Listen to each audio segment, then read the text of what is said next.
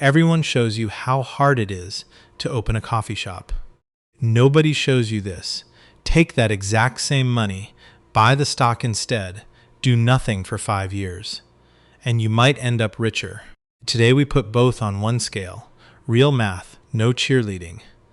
And there's a number that decides it. Let's make this concrete instead of abstract. Imagine you have $250,000 you've spent years saving. That's the capital. Same amount, 2 doors. Door number 1, you open a coffee shop. You sign the lease, you build it out, you become the owner. Door number 2, you take that same $250,000 and you buy shares in the food and beverage business, the roasters, the chains, the suppliers, and you become a passive owner of the industry instead of one location in it. Now, quick and important.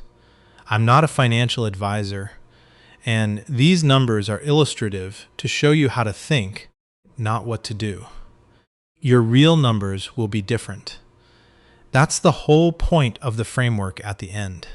In most videos compare these two on one axis. Which one makes more money? That's the wrong question. Or at least, it's only 1/4 of the real question. Because these two paths don't just differ in return. They differ in the shape of the risk, in the hidden price you pay in hours, and in things money can't measure at all. So we're going to walk through 4 layers. And layer 2 is the one that changed how I look at this entire debate. Let's start with the money you can see. Establish the structural difference before touching returns. Introduce concentrated versus market risk and liquidity. Here's the first thing nobody tells you. When you open the coffee shop, your $250,000 doesn't stay as $250,000. It transforms.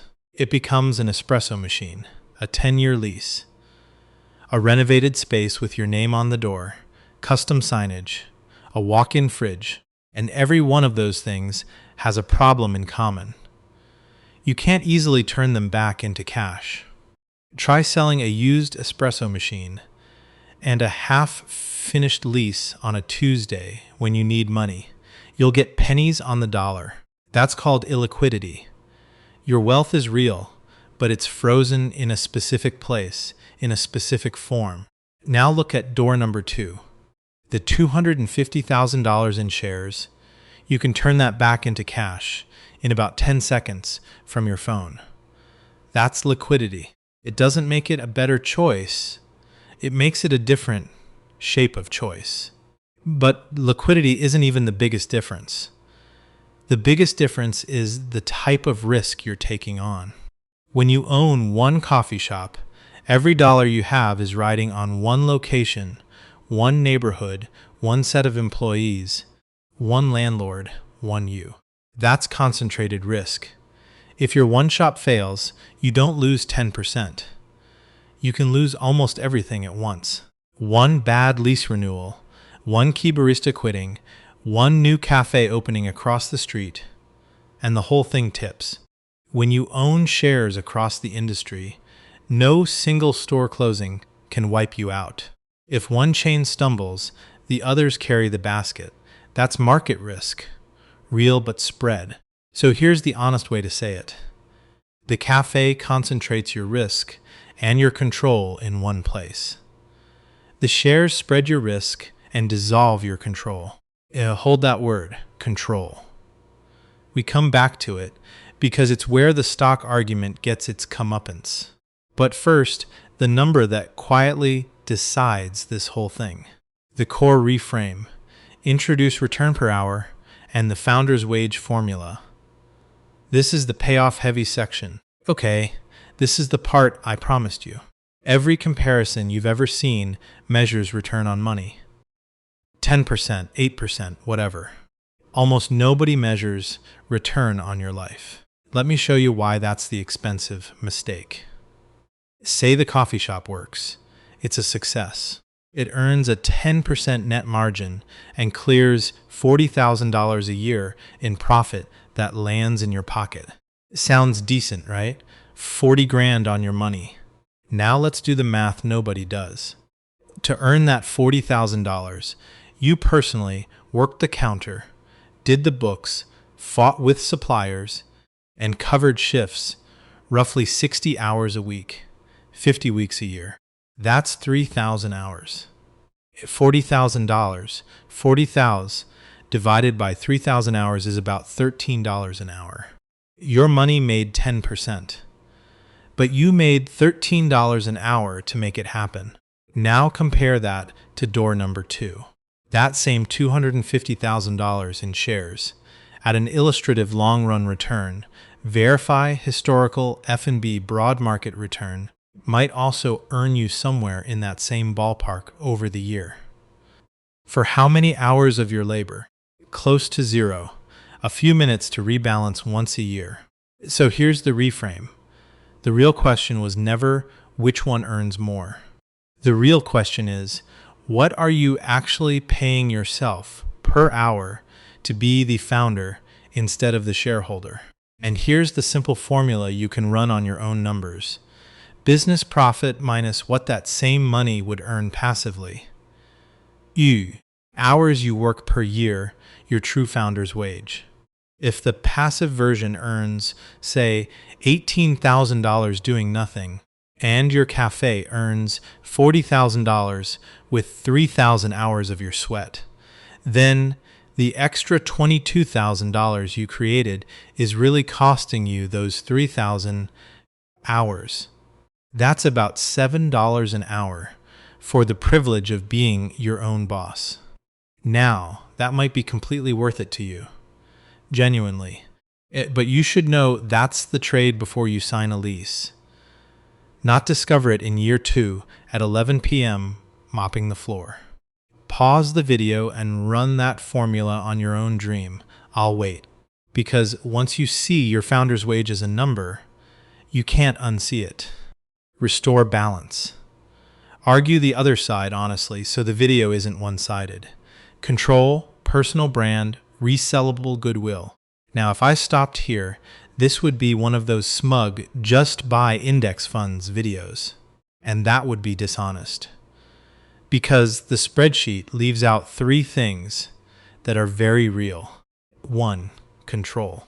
When you own shares, you own a sliver of a company you have 0 say in. You can't change the menu. You can't fire the manager.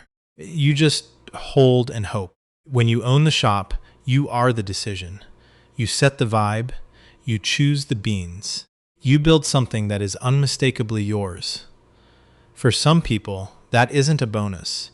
It's the entire point. You can't put a yield on autonomy. 2. Your personal brand. The cafe isn't just a business. It's a stage. It's a reputation in a neighborhood. It's the thing people know you for. That's an asset that compounds in a way a brokerage account never will.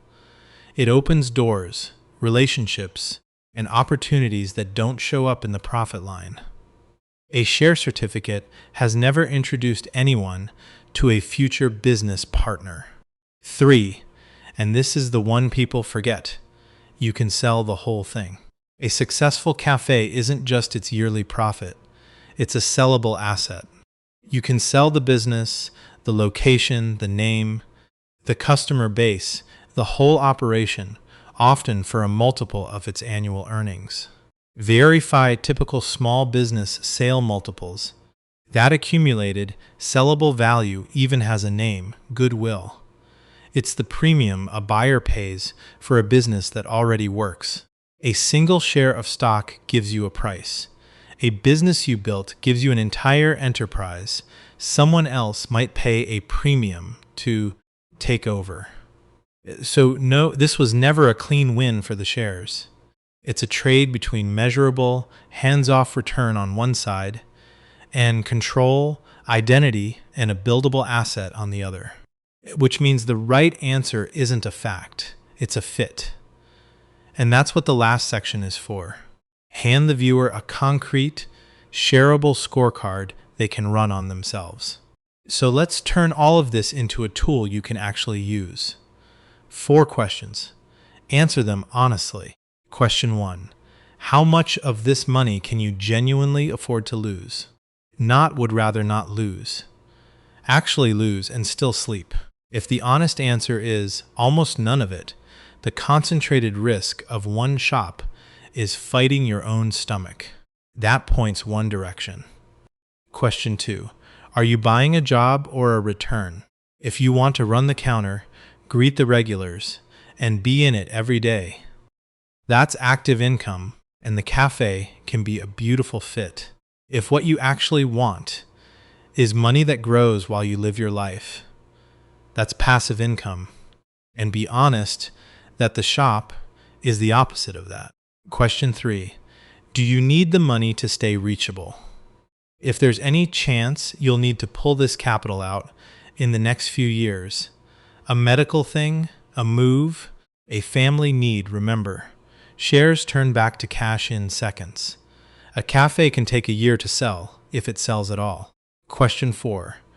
Run your founder's wage number. Take the formula from earlier.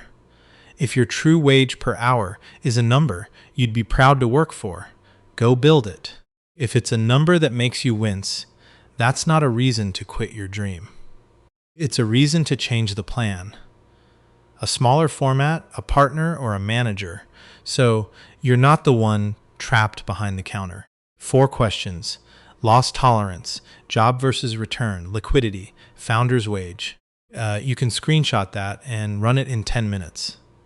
Resolve the opening loop, deliver the real answer, then CTA. So, back to that comment. Why not just buy Starbucks stock and save yourself the headache? Here's the real answer nobody gives. If your goal is a hands-off return and a good night's sleep, the commenter is more right than they sound. But if your goal is control, a name on a door, and something you can one day sell, then the headache is the point, and stock was never going to give you that. The mistake was never picking the wrong door. The mistake is walking through either door without knowing which one you were actually built for, and what it truly costs you per hour to be there. If this gave you a clearer way to think about your own big decision, subscribe.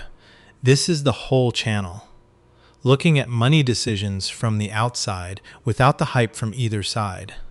And tell me in the comments, run the founder's wage formula on your dream. What number did you get? I read these, and that number tells you almost everything.